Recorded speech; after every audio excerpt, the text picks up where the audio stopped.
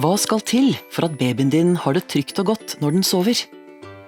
Babyen sover tryggest på ryggen. Start allerede fra første dag med å legge spedbarnet til å sove på ryggen og unngå mageleie. Det tryggeste for babyen er å sove i egen seng på samme rom som foreldrene. Madrassen bør være fast. Hvis du lar babyen sove sammen med deg, er det viktig at sengen er bred og madrassen fast, så babyen får god plass og ikke kan falle ut av sengen eller ned i en sprekk. Babyen skal ha sin egen dyne, som er liten og lett. Premature er mer sårbare. Du bør ikke samsove dersom babyen er for tidlig født. Du bør heller ikke samsove dersom du røyker eller snuser.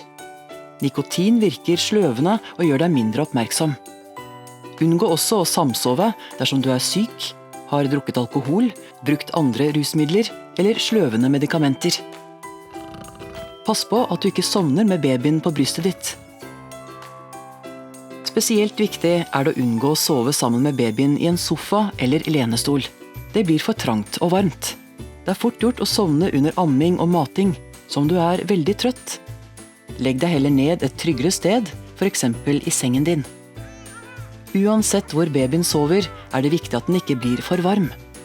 I nakken kan du kjenne etter om barnet er varmt, klamt, kaldt eller passe varmt. Unngå lue inne.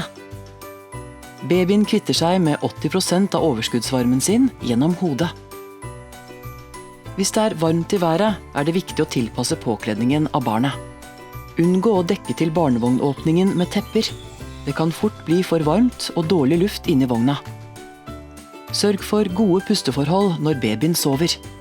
Pass på at det er luftig rundt nese og munn, og at babyen ikke får dynen over hodet, eller at ansiktet blir dekket til av for eksempel kosedyr eller kluter.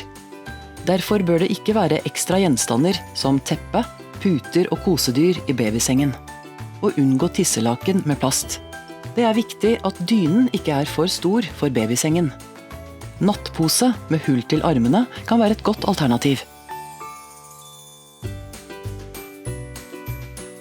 Babyen bør ha et røykfritt miljø rundt seg og generelt ha gode pusteforhold. Amming er bra for barnets helse.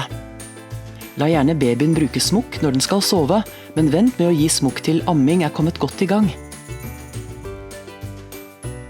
Kanskje lurer du på om du kan bruke babynest eller sengekantbeskyttere. Forskning har vist at sengekantbeskyttere kan øke faren for kvelning og bør derfor unngås. Når det gjelder babynest, er det usikkert om dette gjør sovemiljøet mer utrygt. Men det vi vet er at jo trangere og tettere barnets sovemiljø er, desto mer øker faren for at det kan bli for varmt eller klamt. Vi oppfordrer derfor til å ha så lite som mulig i babysengen. Så hva er de viktigste rådene for å skape et trygt sovemiljø og forebygge krybbedød? Legg babyen til å sove på ryggen fra fødselen av. La babyen sove i egen seng på foreldrenes soverom. Om du sover sammen med babyen din, må du unngå nikotinbruk og legge godt til rette for tryggest mulig samsoving. Sørg for gode pusteforhold og unngå at det blir for varmt og trangt. La barnet sove på en fast madrass. La barnet ha et røykfritt nærmiljø. Og amme babyen om mulig. Vi ønsker deg en trygg og god spedbarnstid. Lurer du på noe mer? Du finner mer informasjon på lub.no.